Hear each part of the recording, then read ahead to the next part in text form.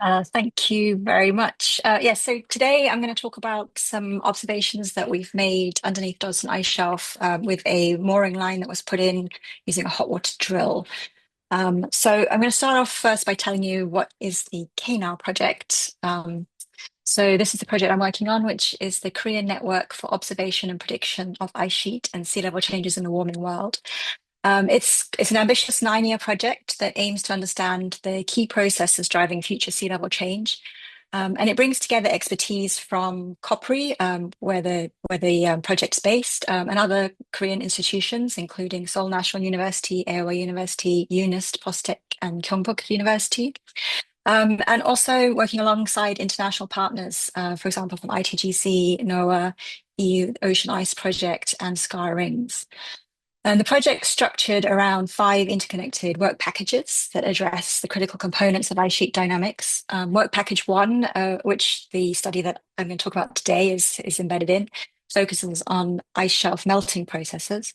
Work package 2 examines ice shelf breakup mechanisms. Work package 3 is looking at ice mass balance. Work package 4 is looking at feedbacks. And then work package 5 is developing projections. And these components work together to create a complete picture of how ice sheets will respond to changing climate conditions, and then ultimately how that then is going to impact at the shoreline around Korea. So the KNOW project's interested in understanding how the West Antarctic ice sheet is changing. The West Antarctic ice sheet holds just over 3 meters of potential sea level rise. And key study areas here include Pine Island and Thwaites glaciers, which together are responsible for more than half of the mass loss from this region. Our mooring was actually planned for the Thwaites grounding line, but we couldn't reach Thwaites in January 2022 due to really heavy sea ice conditions, despite our best attempts. And so we ended up deploying our mooring on Dodson Ice Shelf.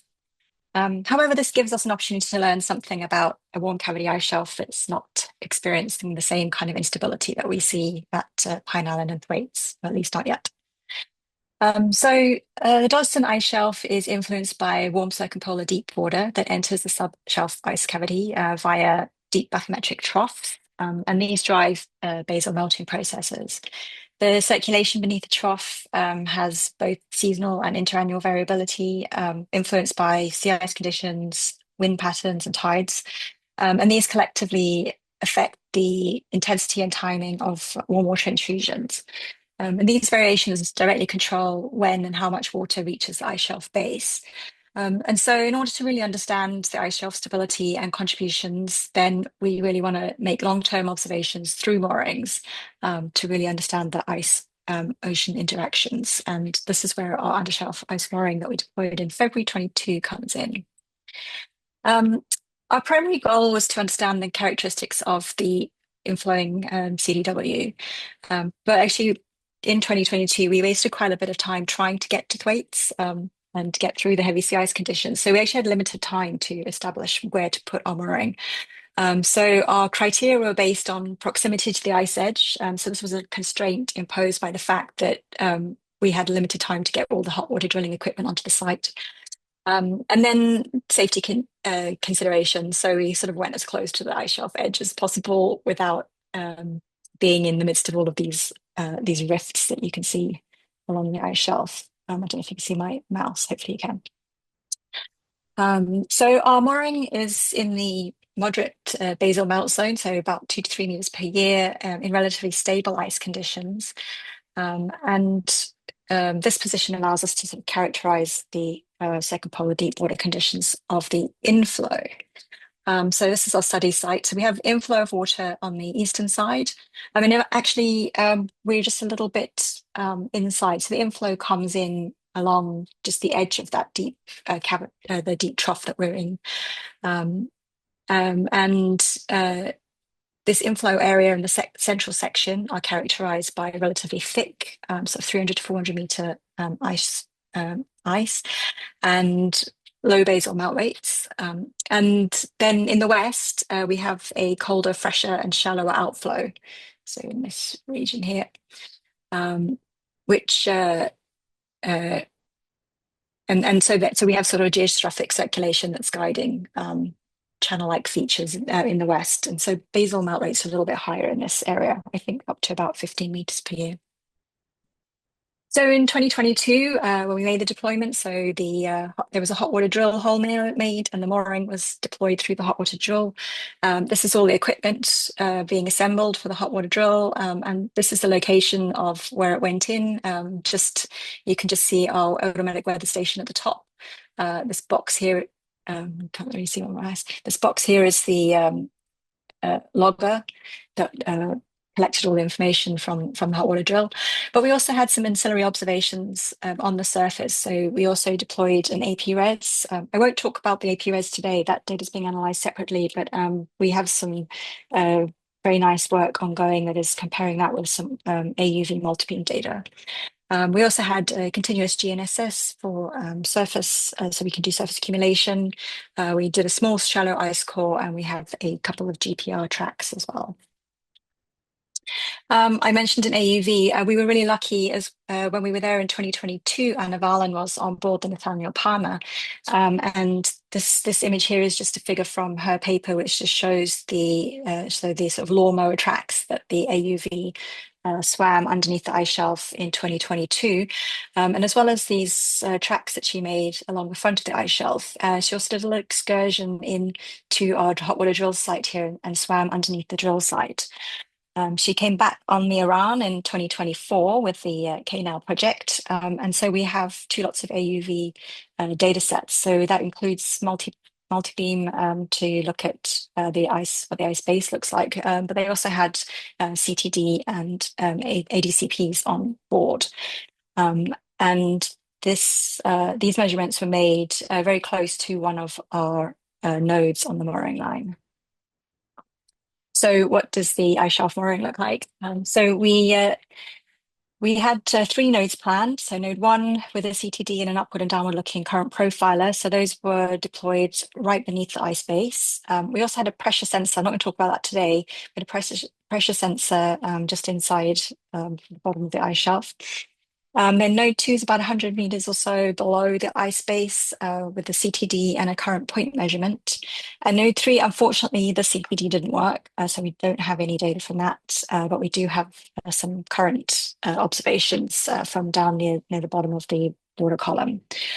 Some of you may have heard me speak about these data before, and for quite a long time, I only thought I had a time series of CTD data.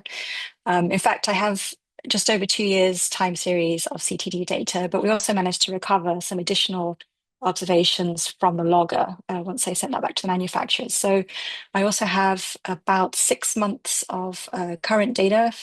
So these two, node 2 and node 3 current data, about 6 months from there. And I have just under 2 months of upward looking profile data and just under 3 months of downward-looking current profiler data. I'm not actually going to talk about the current profiler data today either. I'm still trying to work out how much I can rely on those data, but I'm going to show you some preliminary results looking at the CTDs and a very tiny glimpse at the current meters. This is all quite new data, actually. We received it just about a month or so ago from the manufacturer, so it's all very exciting to have a decent data set underneath the ice shelf. So before the mooring was put in, there was an exploratory CTD cast down through the mooring hole. So this is just showing the temperature and the salinity, and I've calculated the density as the CTD went down. This is a downcast, went down through the mooring. So the top, and also you can see where the profile relates to the instruments at node 1, so just below the ice base, instruments at node 2, and that current point measurement that I have at node 3. So the very top is the CTT going down through the ice shelf. So here we've got very fresh water. This little spike in temperature near the surface is actually close to, there's a heater for recirculating water while the hot water drilling is going on. So it's very nice we captured that. But yeah, so I'm going to start looking at the data from underneath the ice shelf. So we start with this very cold, so we've got freezing water, near freezing layer right near the ice base. And then we have about 350 meter mixing zone. And then at the bottom, we've got a fairly stable, about 900-meter thick bottom layer. And this bottom layer looks very similar actually to the ice front CTDs that were taken. So these are from so there's a student at Seoul National University, Sonyoung Kim is looking at these data sets. And so this temperature and this salinity profile are actually very similar to the ice front CTDs. So clearly the bottom water is very similar to what's happening at the ice front. So first of all, I'll just show you some of the data from the CTD time series. So I've got temperature, salinity, pressure, and dissolved oxygen. And so the orange color is from this node 1 CTD that's just below the ice base. So it's just a few meters below the ice base. And the blue colors are from the one that's just about 100, just over 100 meters below the ice base. And it's quite comforting to see that the pressures are moving together. So we have pretty small fluctuations, a few tenths of a decibar, and that reflects tidal vertical motions or mooring movement. In terms of temperature, so the deeper CTD stays relatively stable between about -1.1 and -0.7 degrees. The shallower node is colder overall, so temperature is reaching down to about -1.6 degrees. But there's a lot more variability. This node is close to the ice base, so it's likely influenced by basal melting, while the deeper waters are much more stable. In terms of salinity, so we're around 34.2 to 34.4. And there seems to be a decrease in salinity over time from the start of the deployment over the full 2 years. I haven't yet figured out what that is, so I'm investigating that. Node 1 salinity is more variable than the node 2 salinity. So again, that's really probably related to being close to the ice base. And for in terms of dissolved oxygen, so the fresher, colder water underneath the ice shelf is richer in oxygen than the intruding, warmer, deeper water. So to summarize, in node 1, we've got cold, fresh, more oxygen-rich water with some potential signals of ice ocean interaction, so basal melting, but potentially also subglacial discharge, and that's what I need to investigate, which we have. And the deeper sensor has much warmer, saltier, oxygen poorer water, but is much more stable. And this is likely to be reflecting the incoming modified CDW. So next steps, I want to look for any seasonality across the 2-year time period. I also want to compare whether these oscillations align with the tides and whether temperature and salinity respond to tidal motion. And then just have a little look at the spikes in the oxygen profile to see if they align with meltwater pulses or intrusions. So this figure shows something a bit similar. So this is the temperature data from before, but then I've also included the temperature sensors from the current meters. So this is part of my analysis to check how well the currents are performing. And it's good to know that the current sensors on the Nortec instruments were performing quite well, so they're functioning as expected. As we noticed before, the variability is much higher at node 1 due to the proximity to the ice base.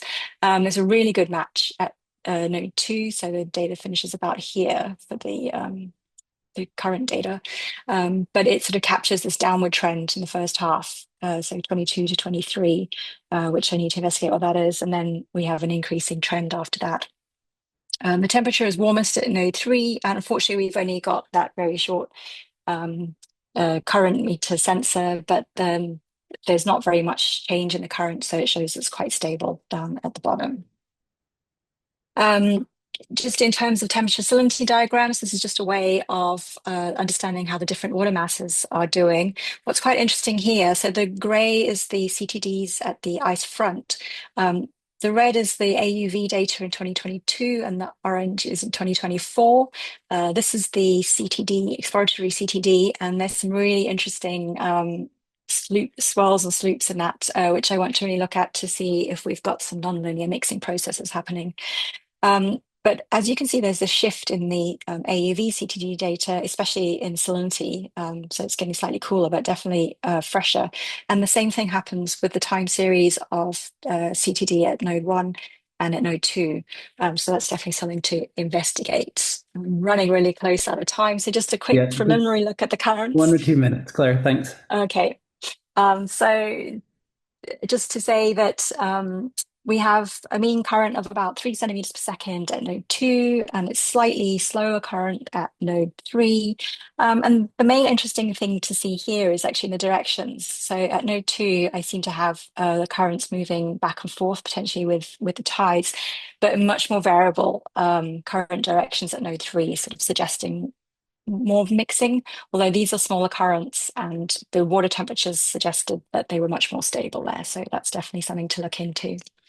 And with that, I'm just want to acknowledge the support of the KNOW project, but also I had a few names at the beginning of the document who I'm working the paper on, but there are so many people that have made this data set happen. So Bass and Copry engineers for creating the hole that we were able to put the mooring down. We had a failure with the logger, so we had to dig out the data logger in 2024, and I had a really enthusiastic team that helped me retrieve that. And also RBR and Nortec engineers that have been helping me recover data from the instruments.